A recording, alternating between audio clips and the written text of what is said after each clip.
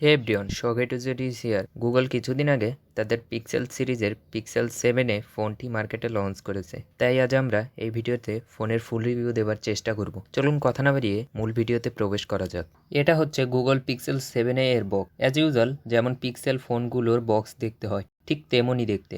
First of all phone এর বক্সটি খুলবার সাথে সাথে দেখা যাচ্ছে পিক্সেল 7 ফোনটি, এবং বক্সের সাথে আরও পেয়ে যাবেন charging cable type C to type C.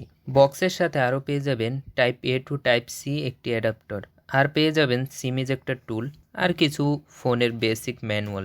সব কিছু একপাশে রেখে ফোনের সম্পর্কে আরও বিস্তারিত জানা যাক। প্রথমে যদি ফোনের ডিজাইন নিয়ে কথা বলি, দেখতে পারবো যে ফোনটির ডিজাইন অনেকাংশে গুগল পিক্সেল 7 এর সাথে মিল পাওয়া যাচ্ছে। যারা একটু ছোট সাইজের ফোনগুলো পছন্দ করেন তাদের ফোনটি পছন্দ হতে পারে। ফোনটিতে পেয়ে যাবেন 6.1 ইঞ্চির একটি ওলেড প্যানেল, এবং এটিকে প্রোটেক্ট করছে কর্নিং গরিলা গ্লাস 3 দ্বারা, এবং ফোনটিতে আরও ব্যবহার করা হয়েছে 90 হার্টজের হাই রিফ্রেশ রেট। ফোনটির ব্যাক প্যানেলে ব্যবহার করা হয়েছে প্লাস্টিক বডি। অনেকেই ফোনটি প্রথম দেখায় মনে করতে পারেন ব্যাক প্যানেলে গ্লাস বডি ইউজ করা হয়েছে, কিন্তু তা না। ফোনটির রেয়ার প্যানেল প্লাস্টিকের হলেও ফোনটির বডি ফ্রেম কিন্তু মেটালিক। ফোনটির ওপরের সাইডে ব্যবহার হয়েছে নয়েজ ক্যান্সেলেশন সেন্সর, এবং ফোনটির ডান সাইডে রয়েছে পাওয়ার অন অফ এবং ভলিউম কন্ট্রোলার বাটন, আর নিচের সাইডে রয়েছে স্টেরিও স্পিকার এবং type C port for charging.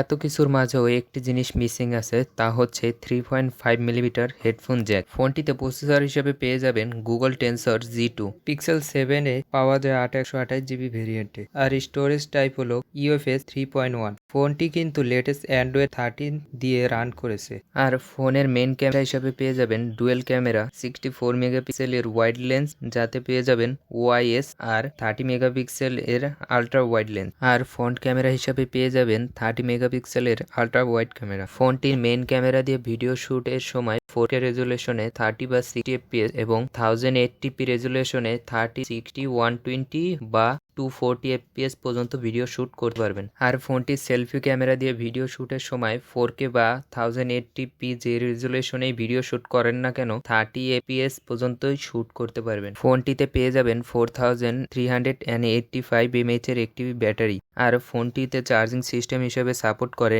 18 watt পর্যন্ত। ফোনটিতে কিন্তু ওয়্যারলেস চার্জিং সিস্টেমও আছে। চার্জিং সিস্টেম সাপোর্ট করে 7.5 ওয়াট পর্যন্ত। আর হ্যাঁ, ফোনটিতে কিন্তু একটি ন্যানো ফিজিক্যাল সিম অ্যাটাচ করা যায়। আরও একটি সিম একই সাথে ব্যবহার করতে চাইলে আপনাকে সিম ইনস্টল করতে হবে। যদি এবার ফোনের ইউজার এক্সপিরিয়েন্সের দিকে আসি, তখন আমরা জানতে পারি যে ফোনটিতে যখন অ্যাট এ টাইম অনেকগুলো অ্যাপ্লিকেশন নিয়ে কাজ করবেন, তখন ফোনটি মোটামুটি ভালোই হিট জেনারেট করে। কিন্তু হ্যাঁ, রেগুলার কাজে এ ধরনের সমস্যা ফেস করতে হয় না। ফোনটিতে হাই গ্রাফিক্সের গেম প্লে করে দেখা হয়েছে। যখন ম্যাক্স গ্রাফিক্সে গেম প্লে করা হয় মাঝে মাঝে ফ্রেম ড্রপ করছে, কিন্তু স্ট্যান্ডার্ড গ্রাফিক্সে দিয়ে কোনো সমস্যা ফেস করিনি। আর হ্যাঁ, ফোনটির দাম বাংলাদেশের বাজারে 54,000 টাকার কাছাকাছি ধরা হয়েছে।